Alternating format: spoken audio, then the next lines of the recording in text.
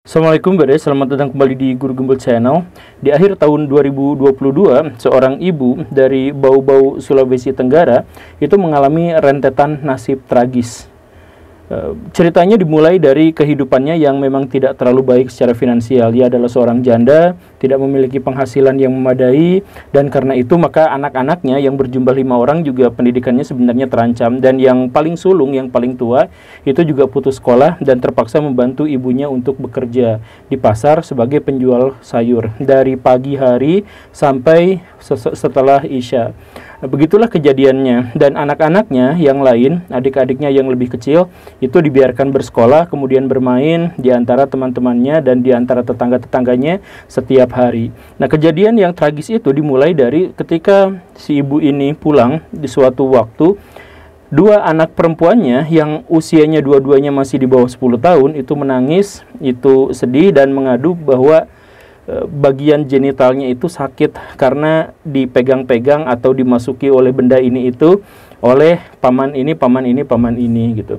Si ibunya merasa sakit hati, merasa marah dan jengkel. Tentu saja siapa yang tidak jengkel dengan kondisi yang seperti itu. Dia lapor ke kantor polisi, tetapi di kantor polisi yang pertama ditolak. Kata kantor polisinya, maaf ibu, ini bukan pekerjaan kami, ini bukan tugas kami, silahkan datang ke tempat yang lain yang begini dan begitu dan begini dan begitu gitu.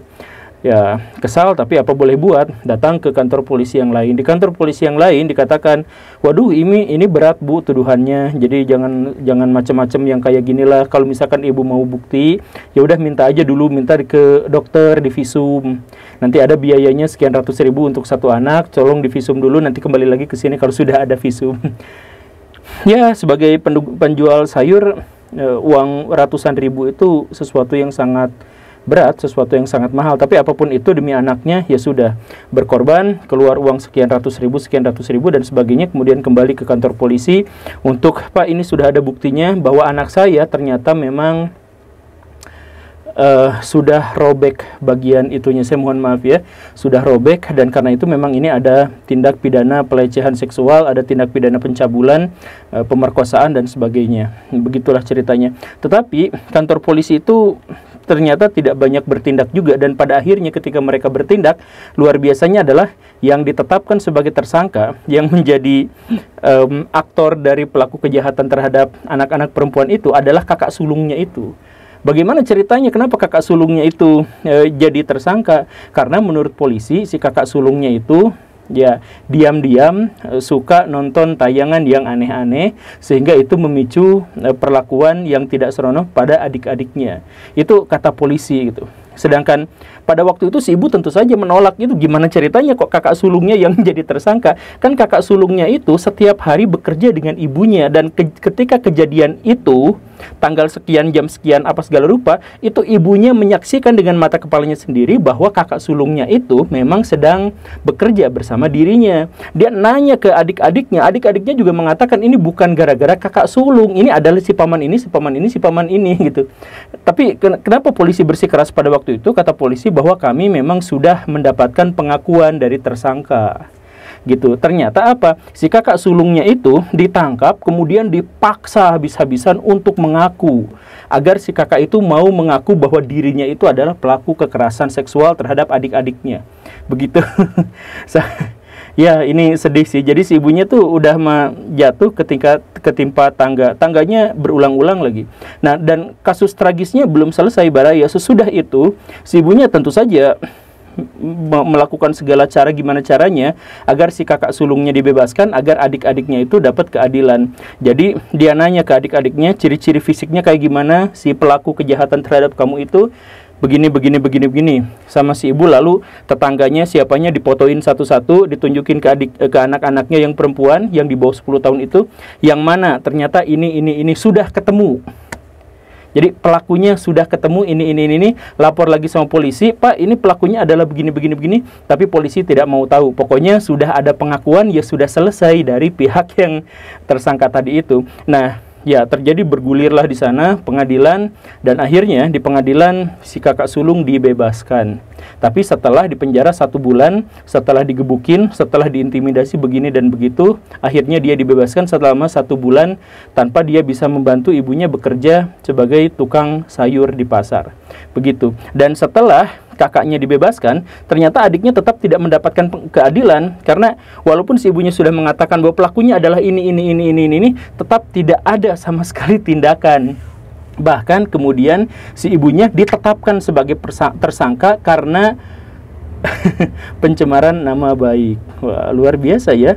Jadi udah kakaknya dipenjara, digebukin, diintimidasi, kemudian adik-adiknya itu dilecehkan secara seksual, tidak dapat tidak dapat keadilan. Ternyata si ibunya juga justru malah jadi tersangka atas pencemaran nama baik. Dan itu belum selesai karena polisi dengan konferensi pers itu masih mengatakan, dan itu diliput media dan disebarkan ke orang-orang di sana, ke Bau-Bau, bahwa pelaku pelecehan seksual terhadap adiknya itu adalah kakak sulungnya. Jadi diberitakan di mana-mana di sana. Jadi luar biasa ya, saya berpikir bahwa kenapa si ibunya justru malah lapor polisi gitu. Kenapa? Ya kan masalahnya kalau seandainya dia tidak lapor polisi, seandainya ya mungkin hanya gara adiknya aja yang 2, yang perempuan itu yang punya trauma masa depan kelam aja. Udah itu aja di situ, dia dilecehkan, ya sudah selesai gitu. Tapi sekarang gara-gara dia lapor polisi, traumanya orang-orang yang melakukannya tidak ditindak, justru malah kakaknya yang mendapatkan perlakuan yang sangat keji, sangat jahat, kemudian dia ditahan selama 1 bulan, kemudian dia difitnah juga, dia sebagai pelakunya, dan disebar ke media massa, media sosial pada waktu itu, ditambah juga kemudian ibunya jadi tersangka gara-gara pencemaran nama baik. Ya, tentu saja saya tidak mungkin bisa mengeneralisir bahwa semua polisi seperti ini. Tentu saja saya tidak mungkin bisa seperti itu ya. Tapi tentu saja cerita-cerita semacam ini adalah cerita yang umum. Ada banyak sekali laporan-laporan, ada banyak sekali orang-orang yang mengatakan bahwa saya juga kurang lebih mendapatkan perlakuan yang seperti itu. Saya kehilangan motor, saya lapor ke polisi, lalu saya malah mendapatkan begini. Ada yang mengatakan anak saya dilecehkan secara seksual tapi tidak ada penyelidikan karena malah saya dipingpong ke sana kemari dan sebagainya. Ada banyak sekali cerita seperti itu. Saya punya banyak teman polisi yang baik-baik. Dan karena itu maka saya minta Barayu untuk tulis di kolom komentar kalau ada pelayanan polisi yang baik dan pelayanan polisi yang tidak baik. Barayu punya pengalaman yang seperti apa, tulis di kolom komentar agar orang-orang polisi-polisi yang baik itu bisa melihat sampai sejauh mana kinerja mereka dilihat dari kacamata masyarakat umum, dari masyarakat sipil, dari publik. Biar ya sekalian, ini bukan untuk menghina, bukan untuk menyudutkan, bukan untuk menjelekkan, tetapi ini adalah untuk melihat realitasnya seperti apa, atau setidaknya melihat fenomenanya seperti apa, agar kita semua bisa mencoba untuk menemukan solusinya. Kan begitu. Dan ngomong-ngomong, kenapa juga ya para polisi itu sering atau dikenal atau ada banyak fenomena yang menunjukkan karakteristik yang seperti itu? Kalau misalkan mau dianalisis satu demi satu, maka jawabannya sebenarnya sangat sederhana. Mereka tuh malas kerja gitu. Jadi kayak kasus si ibu tadi itu, jadi ini ada kasus kejahatan, tolong dicari masalahnya, tolong dicari siapa pelakunya. Yang dilakukan oleh polisi adalah cari cara yang paling dekat untuk menyelesaikan masalahnya. Ya udah, si kakaknya kan kebuktian suka nonton yang aneh-aneh, berarti itu memicu pelakuan terhadap adiknya. Nah udah selesai sampai di situ, kasus selesai, masalah semuanya selesai, tinggal nunggu naik pangkat kan begitu ya. Ya mungkin itu mah ceritanya seperti itu gitu. Dan ya itu males. Jadi saya pernah datang ke kantor polisi untuk meminta begini dan begitu. Biasanya dipingpong juga. Kamu nanti harus ke sana, nanti harus ke sini karena ini bukan bagiannya, ini bukan bagiannya gitu. Ya kalau memang bukan bagiannya kan sesama penegak hukum, sesama polisi seharusnya mereka yang langsung nelpon orang yang bersangkutan. Tapi kan kebanyakan diantaranya itu tidak melakukan seperti itu gitu. Jadi intinya apa? Intinya adalah banyak diantara penegak-penegak hukum kita, banyak di antara penggerak-penggerak hukum kita itu ternyata ya nggak mau gerak, mager aja, biasa santuy-santuy aja. Dan kenapa bisa seperti itu? Ternyata juga kalau kita lihat lagi jauh ke depan dan jauh melebar, bukan hanya polisi yang seperti itu, tetapi banyak yang seperti itu. Saya mohon maaf ya, bukan semuanya, tapi banyak PNS yang begitu, banyak birokrat yang seperti itu. Ketika kita mau ngurusin tanah begini dan begitu, Merekanya nggak mau kitanya dipingpong kecuali kita sudah membayar uang sekian-sekian. Saya pernah mengajukan, ini Pak untuk bikin sekolahan, saya minta IMB-nya begini-begini diurusin dan sebagainya. Di situ dipampang tulisan gratis apa, tapi ketika sudah di situ harus ada transaksi. Ini biayanya segini-segini. Pak, kok ada biayanya? Ya iyalah, bagaimana? Itu kan kita kerja di sini gitu. Jadi harus ada biayanya, kan begitu ya. Jadi sekali lagi bukan hanya polisi, ternyata banyak di antara birokrat-birokrat kita, PNS-PNS kita yang memang nggak mau gerak, yang memang nggak mau kerja. Jadi pengen di mejanya itu selalu bersih, dan kalau misalkan ada orang, ada masyarakat, ada rakyat yang minta bantuan untuk diselesaikan masalah begini dan begitu, mereka anggap itu sebagai musik ketenangan mereka, sehingga kita harus bayar gitu. Kan mereka sudah dibayar untuk melakukan pelayanan begini dan begitu. Ya, mereka mah nggak mau tahu. Mereka pikirnya mereka dibayar oleh negara agar mereka bisa guling-guling rebahan di kantornya. Jadi kalau misalkan ada orang yang datang meminta bantuan, maka mereka harus bayar lagi. Begitu kan ceritanya. Inilah yang kemudian, saya juga sebenarnya pernah singgung di episode yang ini. Inilah pula yang kemudian menyuburkan korupsi di Indonesia, menyuburkan pungli di Indonesia, menyuburkan mafia di Indonesia. Karena pegawai-pegawai atau birokrat-birokrat atau PNS-PNS yang kita harapkan bisa menyelesaikan masalah-masalah kita tidak diselesaikan. Akhirnya kita cari jalan lain. Akhirnya nanti ada preman lah, ada mafia lah, ada gangster apa yang di situ yang akhirnya terlibat untuk menyelesaikan masalah-masalah kita. Karena kalau kita lapor ke polisi, lapor ke PNS dan sebagainya, itu justru malah masalahnya menjadi lebih berat, menjadi lebih panjang gitu. Nah, kenapa juga seperti itu gitu? Kenapa PNS, kenapa polisi, kenapa birokrat banyak yang berpikiran seperti itu? Ya, ada sih sebenarnya sedikit penelitian, ya, tetapi penelitian ini saya juga belum tahu akurasinya. Jadi dulu tuh saya pernah baca ada sebuah penelitian bahwa kalau misalkan seseorang itu ada di satu tempat yang sama, kemudian bergerak terus-terusan dengan cara yang sama, di waktu yang sama dan sebagainya selama 5 tahun berturut-turut, maka kecerdasannya akan berhenti berkembang, kemudian otaknya akan stuck di situ, kemudian dia akan menikmati hidup sebagai manusia rebahan gitu. Jadi nggak kreatif lagi, nggak apa lagi gitu. Jadi ya santuy-santuy aja kalau misalkan ada manusia yang hidup selama 5 tahun melakukan hal yang sama, melakukan rutinitas yang selalu sama, itu-itu saja, begitu. Konon katanya seperti itu, tetapi saya punya pandangan yang lain bahwa masalahnya sebenarnya adalah terletak pada mentalitas bangsa kita. Jadi banyak sekali di antara orang-orang kita, banyak sekali di antara bangsa-bangsa kita itu yang berpikir bahwa tujuan akhir dari sebuah hidup yang enak itu adalah bermalas-malasan, masuk ke zona yang nyaman, sudah itu selesai gitu.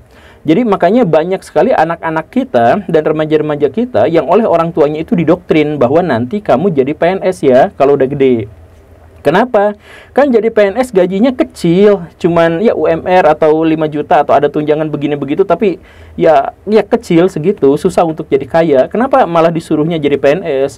Bahkan orang tua rela untuk nyogok, jual tanah, jual properti, jual mobil, jual harga diri, dan lain sebagainya, agar nyogok biar bisa si anaknya itu jadi PNS atau jadi polisi dan sebagainya. Iya kan banyak yang seperti itu. Kenapa? Kan gajinya gak gede gitu. Masa PNS gajinya 3 juta sebulan tapi diperjuangkan dengan nyogok ke pihak-pihak tertentu sampai 300 juta di awal masuknya gitu. Kenapa bisa sampai seperti itu gitu?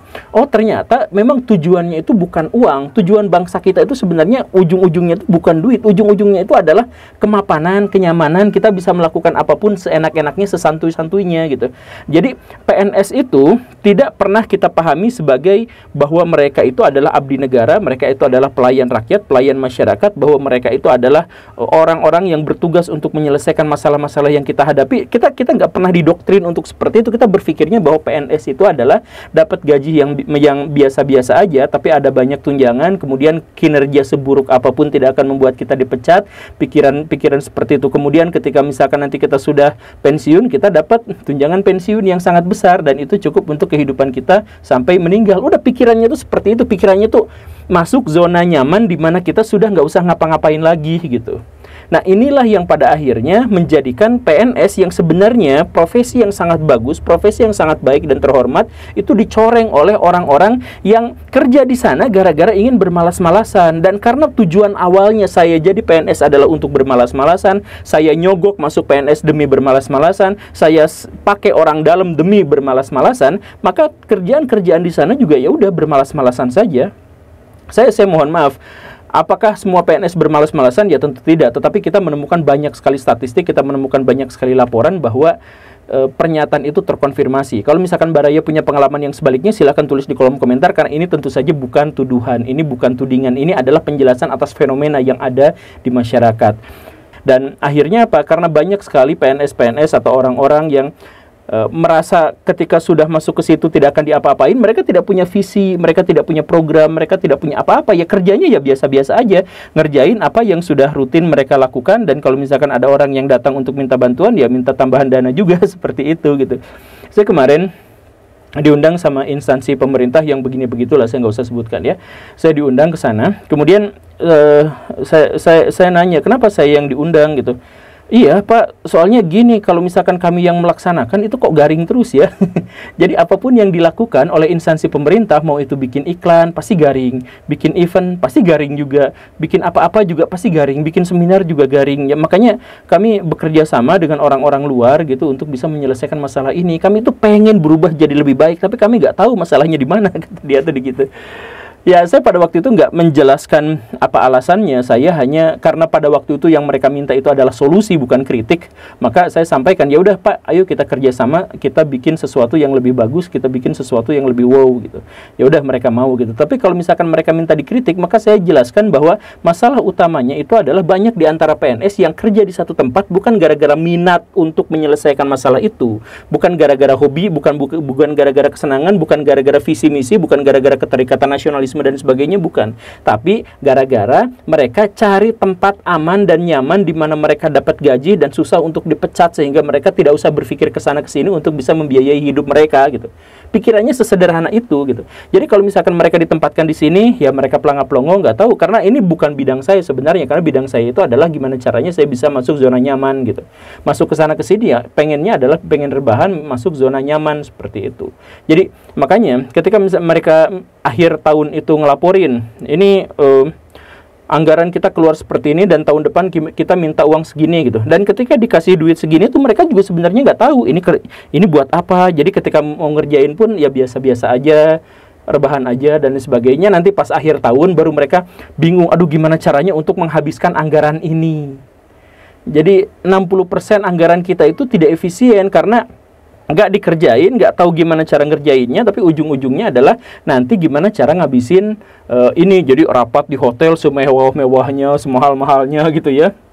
Bikin seminar, orang-orang nggak penting, orang kayak gimana didatangkan ke sana. Pokoknya gajinya digede-gedein, dikasih gede-gedein. Biar apa? Ya biar anggarannya cepat habis, nanti pelaporannya selesai gitu. Ya begitu. Nah, ada anggota DPR disuruh rapat, disuruh apa, mereka juga nggak ngerti. Kalau misalkan Baraya cek orang-orang DPR di Indonesia, itu kebanyakan mereka menyerahkan tugas mereka itu ke ASPRI. Jadi mau bikin program, mau bikin kegiatan, mau bikin jadwal, mau bikin apa, diserahkannya kepada ASPRI dan mereka santai-santai aja seperti itu.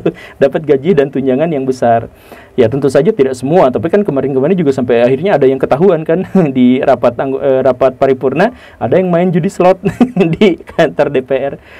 Dan mereka juga nggak ngapa-ngapain, ya diem-diem aja. Mereka baru dikenal bukan gara-gara kinerjanya, mereka dikenal gara-gara main judi slotnya itu. Ya, tapi ini sekali lagi ya, ini tidak menyangkut semua orang, ini bukan untuk merendahkan, tapi ini adalah untuk menyelesaikan masalah bahwa banyak sekali orang-orang di Indonesia yang jadi birokrat, jadi PNS, jadi polisi, jadi apapun itu yang kerjanya sudah rutin dan selesai di situ, itu pada akhirnya terjebak pada rutinitas karena awalnya mereka memang tidak mau bekerja di situ. Awalnya adalah mereka pengen masuk zona nyaman. Mereka nyogok apapun demi masuk zona aman, dan itulah yang akhirnya menghancurkan bangsa Indonesia, menghancurkan anggaran dana kita, dan menghabiskan uang buat rakyat. Semoga dipahami bersama, semoga ini bisa menjadi sebuah solusi. Terima kasih karena sudah menyimak. Saya Guru Gembul. Assalamualaikum warahmatullahi wabarakatuh.